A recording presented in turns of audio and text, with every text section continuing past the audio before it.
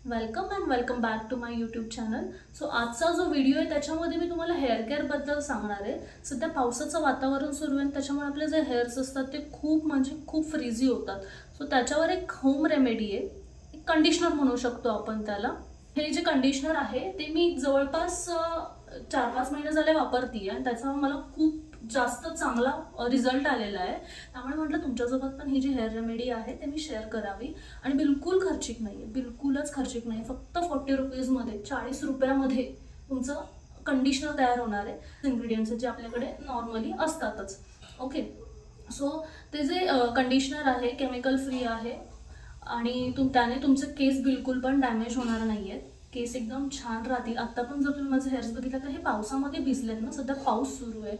So पावसामध्ये 1-2-3 वेळा भिजलेले आहेत, मग त्यामुळे शाईन तुम्हाला दिसते. शाईन तर खूप आहे हेअर्समध्ये, पण फक्त फ्रीझी झालेले आहेत. आणि ह्याच्यापेक्षा जास्त फ्रीझी होते माझे हेअर्स आधी, एक 4-5 महिन्यापूर्वी. ह्याच्यापेक्षा खूप जास्त फ्रीझी होते. पण जेव्हापासून मी ते कंडिशनर यूज करायला सुरुवात केलेली आहे ना, तेव्हापासून एकदम मस्त झालेत केस.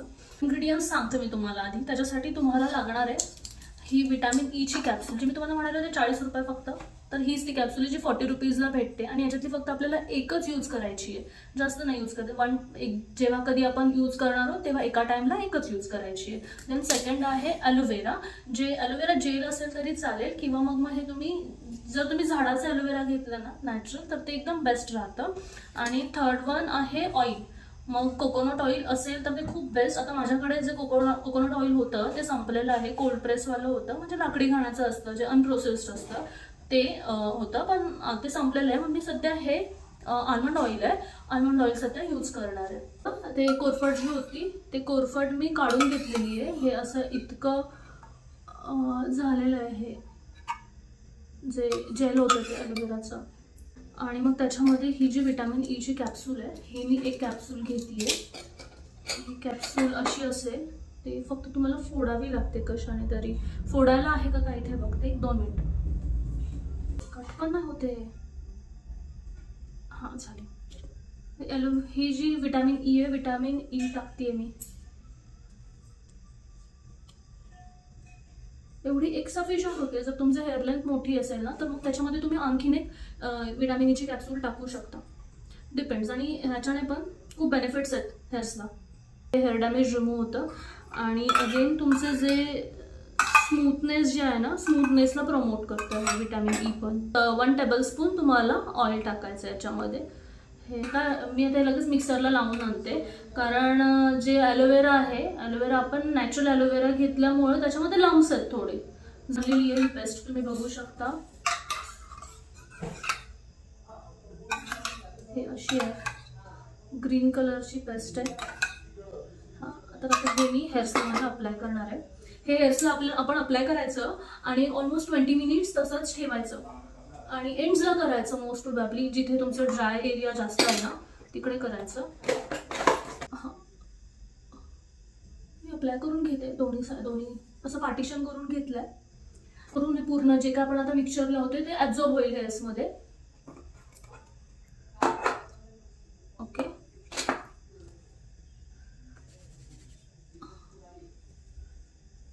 आणि तुम्ही इथे स्कॅल्पला जरी या साईडला जरी लावलं ना तरी काय फरक पडत नाही, तुम्ही लावू शकता.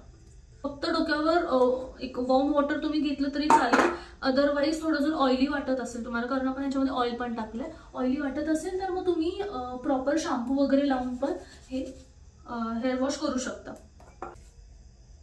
आणि हे तुम्हाला वीकमधून 2 वेळेस लावायचे.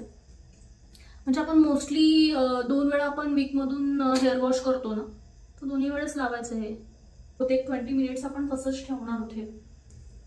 ओके, हे हां, हे पूर्ण सगळीकडे लावून घेतलं आणि हेअर बन करून ठेवते, म्हणजे हे जे मॉइश्चर आहे ते आतल्यात मॉइश्चर लॉक होईल. ओके, बघा हे सगळीकडे टाकलेलं आहे आपण. आता हेअर वॉश करून आली मी. आता जस्ट एक 30 मिनिट्स ठेवलं होतं मी फक्त. कंडिशनर आणि मग त्याच्यानंतर हेअर वॉश केलेलं आहे आणि एक कोमट पाण्याने हेअर वॉश केलाय बघा. तुम्हाला एकदम स्मूथ वाटतात मला या हाताला, केस शाईन दिसत असेल बघा केसांना. आता ह्याच्यामध्ये व्हिडिओमध्ये कितपत येते हे मला काही आयडिया नाहीये, पण जर तुम्ही रिअलमध्ये बघितलात ना समोरून तर खूप शाईन आली आहे याच्यामध्ये. जे हेअर्स आहेत ना ते वेव्ही आहेत, मग त्यामुळे तुम्हाला इथे दिसत असेल बघा वेव्ही आहेत माझे हेअर्स. मी आता हे एअर ड्राय करणार आहे मस्तपैकी आणि त्यानंतर मी तुम्हाला रिझल्ट दाखवते. तोपर्यंत मी थोडं स्किन केअर करून घेते, कारण जस्ट आंघोळ करून आली आहे तर स्किन सगळी ड्राय व्हायला लागते. हेअर्स बघा आता म्हणजे सुकलेले आहेत, एक ऑलमोस्ट 70% माझे हेअर्स सुकलेले आहेत आतमध्ये आणि एंड्सला, अशी फक्त ड्राय व्हायचे राहील. मी ब्लो ड्राय नाही केलं, एअर ड्राय करतेय, त्याच्यामुळे सुकायला थोडा वेळ लागतो आणि एक दुपारपर्यंत वगैरे असे प्रॉपर सगळीकडचे हेअर्स सुकून होतील.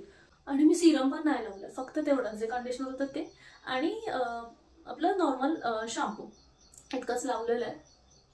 सो हे जे कंडिशनर आहे हे तुम्ही नक्की यूज करावं आणि फक्त एकदाच नाही यूज करायचं, एक महिनाभर तरी तुम्ही एक कन्सिस्टंटली जर यूज केलं वीकमधून 2 वेळेस तर तुम्हाला रिझल्ट नक्की दिसेल. आणि तुमचं जे हेअर आहे ते हेअर ग्रोथ व्हायला पण मदत होईल. माझे पण हेअर ग्रोथ झाले त्याच्याने.